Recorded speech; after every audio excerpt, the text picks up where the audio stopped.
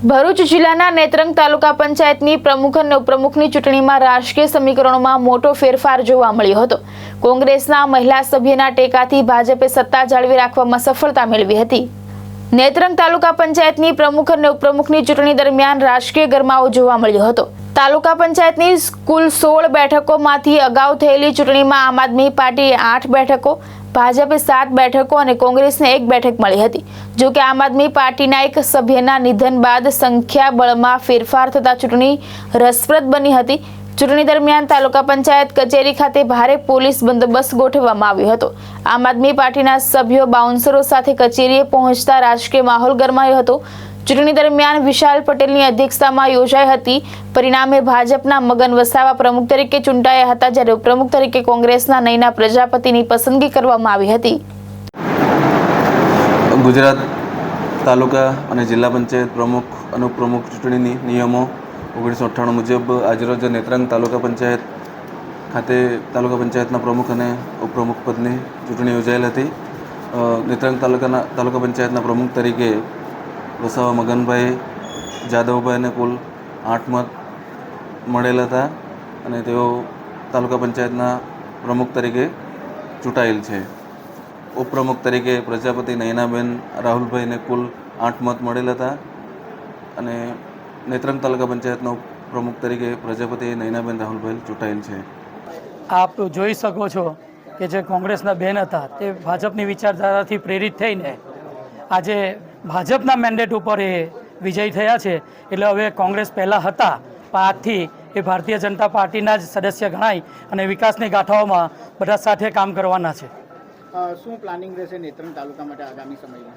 મારે આપના માધ્યમથી ખાસ કહેવું છે કે જે નાની નાની ઉણપો રહી ગઈ છે નેત્રંગ તાલુકામાં, નાના નાના વિકાસના કામો થોડા બાકી છે, એ જ્યારે હું અહીંયા નેત્રંગનો પ્રભારી છું ભારતીય જનતા પાર્ટી મહામંત્રી તરીકે, ત્યારે નેત્રંગની જનતાને ખાસ આ તબક્કે તમારા દ્વારા જણાવું છું કે નેત્રંગનું એક કામ આ વખતે તાલુકા પંચાયતની ગ્રાન્ટથી અથવા વિકાસના કાર્યમાં કોઈ ગામ વંચિત નહીં રહે એની ખાતરી આપું છું। જ્યાં ભારતીય જનતા પાર્ટીના ઉમેદવારો જીતા છે ત્યાં પણ અને જ્યાં અમારા સભ્યો હાર્યા છે ત્યાં પણ ફૂલ વિકાસના કાર્ય કરવાના છે અને નેત્રંગ એ અમારું ભારતીય જનતા પાર્ટીનું ગઢ રહ્યું છે ને જ્યારે આ નેત્રંગ અમારા મનસુખ દાદા અને અમારા ધારાસભ્ય રીતેશભાઈના સાનિધ્યમાં જ્યારે હરણફાળ ભળી રહ્યું છે ત્યારે ફરીથી નેત્રંગની જનતાને ખૂબ ખૂબ આભાર માનું છું।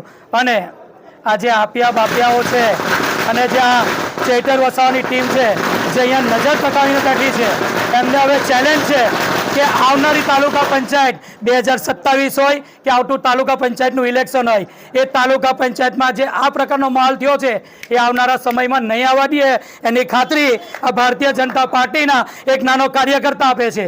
નેત્રંગના એટલા બધા વિકાસના કાર્ય કરીશું કે આમ આદમી પાર્ટી 2027 અને આવનારા તાલુકા પંચાયત 5 વર્ષમાં ખોવાઈ જશે એની ચેલેન્જ આ ભારતીય જનતા પાર્ટી જિલ્લા વહીવટ તરીકે, જિલ્લા ભાજપ તરીકે આ તમને ખાતરી આપું છું કે ફરીથી નેત્રંગે અને જે બહેન અમારી સાથે જોડાયા છે એ જોડાઈને જે અમારી સાથે આજે નેત્રંગની તાલુકા પંચાયતની સરકાર બનાવી છે, ખોબા ભરીને જે પબ્લિકે જે મત આપ્યા છે, એ જ રીતે અમે પણ ગ્રાન્ટોનો અહીંયા બોછાર ના કરીએ તો આ ભારતીય જનતા પાર્ટી ઊણી ઉપરે એવું થાય એટલે અમે ડબલ પૈસા, ડબલ ગ્રાન્ટથી ડબલ વિકાસના કામ, અને જ્યારે સાંસદ અમારી સાથે હોય, ધારાસભ્ય રીતેશભાઈ અમારી સાથે હોય, તાલુકા પંચાયત અમારી હોય અને જિલ્લા પંચાયત વિક્રમસિંહ રાજ, ડિમ્પલબેન વિક્રમસિંહ રાજ જ્યારે જિલ્લા પંચાયતનું નેતૃત્વ કરતા હોય તો નેત્રંગમાં ગ્રાન્ટોની તો બોછાર થવાની છે। સરપંચો એક કામ માંગવા આવશે ને તો 5-5 કામ આ ભારતીય જનતા પાર્ટી આપવાની છે। એ વિશ્વાસ આજે નેત્રંગની જનતાને આપવા આવ્યો છું। હું આ નેત્રંગનો જ્યારે પ્રભારી છું ત્યારે આજે છાતી ફૂલે છે કે નેત્રંગની સરકાર ભારતીય જનતા પાર્ટીએ બનાવી છે અને વિકાસના કામમાં સૌથી હરણફાળ આખા ભરૂચ જિલ્લામાં કોઈ તાલુકો હશે તો અમારો નેત્રંગ તાલુકો હશે। ગુજરાત રાજ્યની 2026ની સ્થાનિક સ્વરાજ્યની ચૂંટણીમાં નેત્રંગ તાલુકા અને ભરૂચ જિલ્લાની નેત્રંગ તાલુકા પંચાયતની જે સામાન્ય ચૂંટણી થઈ એમાં ભાજપ સરકાર તરફથી અમને અમારા પર જે વિશ્વાસ રાખ્યા અને અમને મેન્ડેટ આપેલ અને અમને લોકોએ જે બહુમતથી ચૂંટાડેલ છે અને નેત્રંગ તાલુકા પંચાયત જે બની છે એટલે લોકોએ અમને ખભે ખભે મિલાવીને ખોબલે ખોબલે મત આપ્યા છે કે લોકોની જે સમસ્યાઓ છે અને એ સમસ્યાઓને દૂર કરવા માટે અમે લોકોની જે રજૂઆતો હશે એ રજૂઆતો સરકારશ્રી સુધી પહોંચતી કરીશું અને લોકોના કામ ઝડપી અને સુધર રીતે પૂરા થાય એ માટે અમારા પ્રયત્નો રહેશે. આ ચૂંટણીમાં ભાજપ અને કોંગ્રેસે સાથે આવવું પડ્યું છે, આનું શું કારણ? એનું મૂળ કારણ તો એ જ હતું કે સમયગાળો બહુ ટૂંકો હતો, એટલે ગામડામાં જે ઉમેદવારોએ ફરવાનું હોય એ એટલું બધું ફરી શકાય નથી. એના પરિણામે અમારે થોડી તકલીફ થઈ. એના અંગે તો મેં ભારતીય જનતા પાર્ટીનો અને મારા નેત્રંગની જનતાનો ખૂબ ખૂબ આભાર માનીશ કે મને આજે આ મુદ્દા પર લાવી છે.